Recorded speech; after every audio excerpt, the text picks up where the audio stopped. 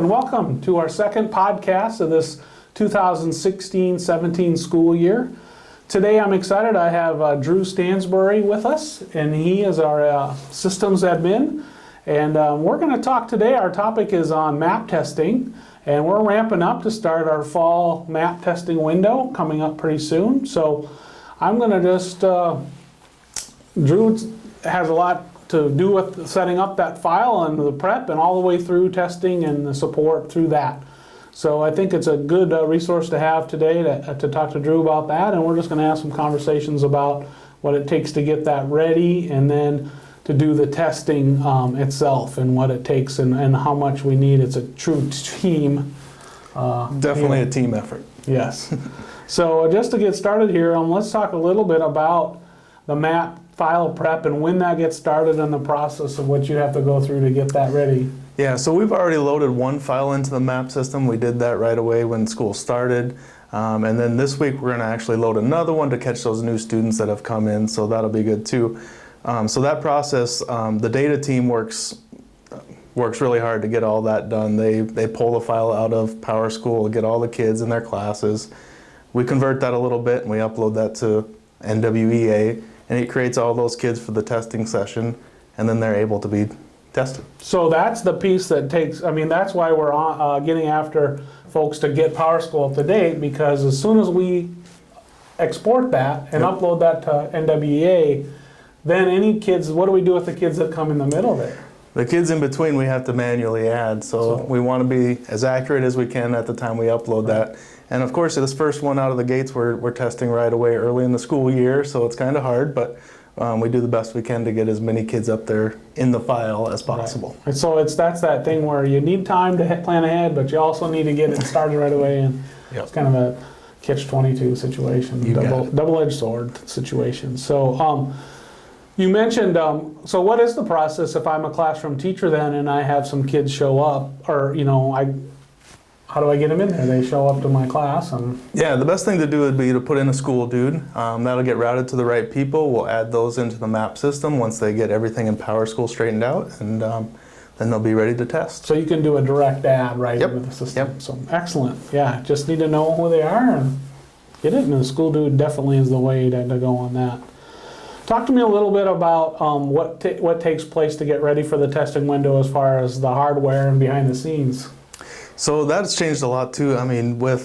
With the introduction of Chromebooks, a lot of that is easier now with Chrome. You can there's a little app right when you start the Chromebook. You can launch the testing lockdown browser, and so the student doesn't even have to log into his Chrome account, right? Correct. Don't even need to log in. It's before you sign in. There's an app icon in the bottom left. You'll click on the map lockdown browser. You're ready to go. That saves a huge step in there, doesn't it? Yeah, awesome. Those really help. With the Windows computers, the Fujitsus that we use for testing, those still have a lockdown browser. You have to sign in as maps and spam at the elementary, and the high school signs in with a different account, and then you launch the lockdown browser, and you're off and running. So a lot of work's gone into that this year. There's a new version of the lockdown browser, so the hardware team's been busy updating all those and getting everything. So they've got to go around and touch all those Chromebooks and Chrome boxes and get that updated. Yeah, the Chrome boxes, those are updated by themselves, but the Windows devices, we got to update all those. So that's another advantage to the Chrome system, is that it automatically, as soon as it's turned on, probably gets that. Yep, you got it. But the Windows machines take a little more manual, but we don't use those as much as we used to. So yeah, just a cart here and there at some of the elementaries. So excellent. So talk to me a little bit about the teacher logon process. What do they need to know or do that day, or can they wait till the day of testing, or is that a bad idea? It's probably a bad idea, although you could do it. Yeah. What we suggest would be to get that, make sure you can log in first, that you can get into the NWEA system, and after that, make sure that all your kids are rostered in your class. That's a pretty big deal. Yeah. And then ahead of time, you can also set up your testing sessions. So if you know what classes you're going to be testing, you can go ahead and create that as a testing session and save it, and then the day of testing you just got to bring that up and start it. So it helps all of us out if they do it a little bit early, because then if they're missing a student, we can know right away. And if there's a problem with their login, or they're seeing some other issue, or just have a question, we'd sure love to have that question before day of testing. Yeah, and especially the missing kids. I mean, that's bad on the first day. You don't want them to Right. be left out of testing, and Yeah. you know, we're busy helping everybody with testing, so anything like that we can do ahead of time is great. That's excellent. So when the teacher logs in, they can actually set up their session, so to speak, right away? Yep. And they can do that anytime, right? Yep, anytime. All the kids should be loaded at this point, so anytime you can build your session and save it. And even if you get a new kid between now and then, you can go back to that session and add an extra student. Wow, that's good. Just once again, it's kind of understanding the concept, getting it in ahead of time, and getting ahead of it, and don't be afraid to ask for help or questions. You got it. All right, excellent. So the day of the testing, let's talk about that a little bit. When I'm from the teacher standpoint, and I spend a lot of time helping the support staff, you know, we make sure the computers are ready, but as far as the teacher, as far as what they need to do, they need to make sure that the session gets started, and then they get some information to put on the board, like. Yeah, so what they'll do is they'll start their session. They'll have a session name that they've either named it or it'll auto-generate. Right. And once that session is started, then they'll also get a password that goes with that session. So when the kids launch their lockdown browser, they're asked to put in a session name and a password to join that session. After they do that, then they'll be able to select their name out of the list and get started. Excellent. So for the teacher, their process is really to have that session ready, the day of testing, start the session, put that password up on the board, and just know that every time you start the session, the password does change. So the one you had yesterday isn't going to work the next day. But yeah, they put that up on the board, then the kids can get logged in and they should be ready to go. Right. So then that kind of, then if the student has a problem once they're logged in, you know, like maybe it's hung up or whatever, depends on what point the students actually started the test or not, whether we have to do some suspend and release or do those kinds of things. Yeah. Or what? So there's a few, excuse me, a few scenarios that we run into. Once the kids sign in and select their name, they go to a confirm status. Right. And the teacher then from their proctor machine needs to confirm all those kids. Occasionally, a kid doesn't get the start button and they're stuck in that confirm mode. So the best situation there is from the proctor machine, you select that student, he'll show up as confirmed, and you select do not confirm.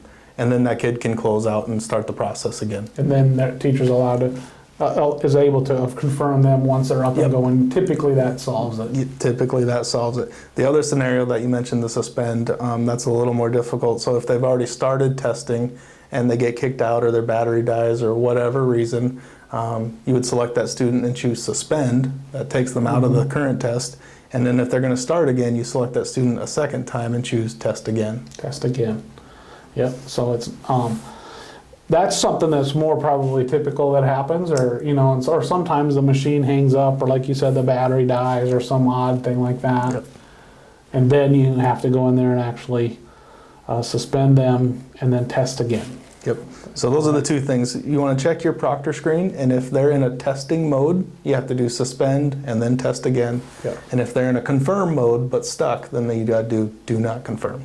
Yeah, that's before they've even started. Before right? they've started. Yeah. Yep. Oh, that's good. Like I said, it's I help when I can during testing window, and it's amazing how much, you know, you do it 3 times a year, but you still get rusty. I mean, I forget about it, and I don't remember exactly the procedures. So it's good that we have a time to check up on this and remind the teachers what they need to do. And then as far as, for the most part, the tech staff, you know, runs around and helps people. And it looks different depending on the building and how many people are testing in that building. So at some of the elementary level, there's just a couple classes sometimes testing, and they call us when they need help. And then at the high school, we're testing 2 grades worth, which is about 600 kids at once. Yeah. So it does look different based upon the location, right? Yeah, obviously we need to do a little more support there at the high school Right. when they have so many kids and so far spread out too. Right. But yeah, we try to get around to every building, especially the first couple days of testing, because that's usually when you're going to run into a couple issues of, you know, the computer's not working or something. So, but usually after they get going for a couple days, then they're up and running. Yeah, so like at the high school, I know I've helped out quite a bit up there, and with the students each having their own Windows laptop, And they may or may not, or they might forget to charge it the night before, or maybe there's not booting right or something kind of flaky with it or whatever. They need to see the help desk with it, but we don't have time to do that right then. So then kind of walk me through what happens. So typically there we try to station a tech person in a general area, so there's somebody close to each room that's testing, and they can come out in the hallway. They can either get a spare laptop that we have available to test on that day, or we'll try and fix it right there and get it going. That's usually the best scenario, is just to have some laptops ready to go, usually, and just give them one of those, get their test, because it doesn't matter what computer they test on, they're logging in as themselves. Then that gives us time to look over their laptop and or make an appointment for them to see Dr. Phil at the help desk to get it fixed. Get it fixed for the next time, yep. Right, so, and then too, it's just, the good news is this time of year, most of them aren't just been refreshed over the summer and been looked at, so we're hoping they're not messed up as much, but the other thing is too, is the first day is always the worst of that week, with the kids not remembering to charge the battery or find these little weird things, or they forget the procedure too. Yep. So yeah, that's it. Anything else that we need to kind of get out in front of and tell people what the process or anything? One thing you mentioned was batteries, and that's not just at the high school. At the elementaries and the middle schools, we got to make sure those carts are plugged in each night so they're ready to go for the day of testing. They should maybe make a little checklist or a reminder in their calendar or something that the night before, that's probably just as important as the step, isn't it? You got, yep. And not only that the card is plugged in, but make sure each device is plugged into the card. Yes. We see that a lot too.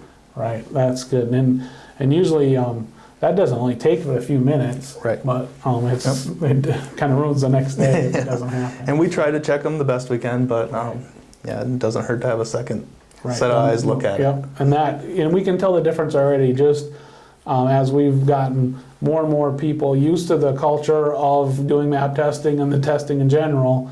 I think more people get it and help and understand the prevention or the preventive stuff. An ounce of prevention is worth a pound of cure type of scenario, where all these things that we can check ahead of time are the better. But once again, it's still a lot for our team, and it's a lot for your team in general with the hardware and all that stuff going on. And but we've asked the teachers to do a lot too. Oh, their teachers are helping out tremendously. I mean, they troubleshoot so much of that on their own, and it's working great. Right, and everybody from the principals and other administrative folks and the SAT people, and there's a whole list of folks that step up and help with map testing, and we appreciate it so much. Yeah. And I really want to thank you and your team for all the extra hard work they did this summer and getting all those things ready and getting the devices ready, and obviously we've got more Chromebooks coming out this year, and there's a lot of prep that goes in behind the scenes that we'll never even know, and we sure appreciate that. And we look forward to having a good map testing fall window. Should be a good window. And there's some schools going a little bit early, so that helps us out as far as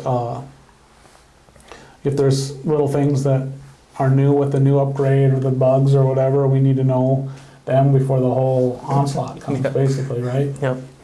Yeah, and it's just, it helps with the network and internet speeds and those kinds of things that we can't control. The other thing that's nice is that if more tests are done towards the beginning of the daytime, that helps a lot. And I know the high school moved theirs up to the morning right away, as opposed to waiting till around noon. And I think they're gonna see improvement there too. Right. Yeah, you just get more schools coming on board and start testing as you work your way across the time zones. So the earlier we can be, the better. Yeah, it's kind of, we had the advantage of beating the 2 time zones to the west to the punch, so to speak, for the day, right? Yep. Yeah, that's good. Well, once again, I want to thank Drew for joining us today, and I want to thank you all for stepping up and helping with the map testing. It certainly is critical to us, and it's critical for our students, and myself as a parent, I find the information that it provides very, very useful, and it's just helpful and nice. And then now, as we've done it for several years, it's great to look back over a time and see the progress, and not only on the reporting, but where we've come as far as able to support it. And in a couple of weeks, we'll try and have Dr. Heilman in to talk to us about what, the report side of it. How to decipher those and remind you. And every year, I think, once again, I need a little refresher there on what I'm looking at and what's going on. So look forward to that once we start getting the results back. Great. All right. Thank you very much. We'll see you next week.